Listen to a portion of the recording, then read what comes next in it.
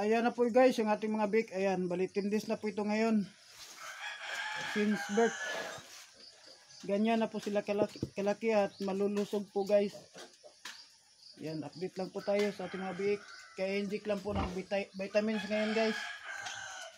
Ayan. Sa tuloy kaya napagpakain na po kami ng feeds. Ayan, dik-bidik. Takot ka balik-dik. Ayan. Oh, ito po yun. Takot po sila guys dahil naindikan po. Ayan. Dik-dik-dik-dik-dik. At saka yung kanyang ina guys, oh, ayan, tumatayo. Tatapos lang po yan kumain.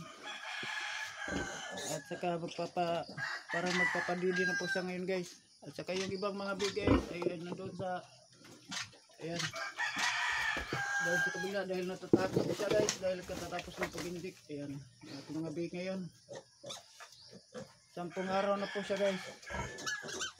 Kaya injik lang po natin ng vitamins. Ayan.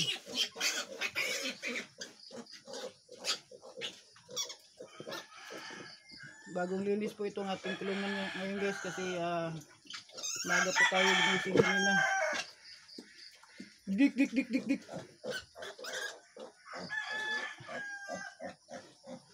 10 days old guys, yung ganito na po kalaki yung ating mga biik.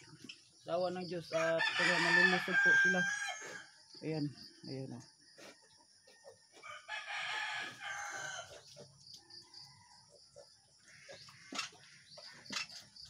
Doon naman sa kabila yung iba.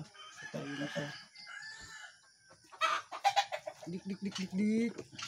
Ayan guys. Ito mga biik.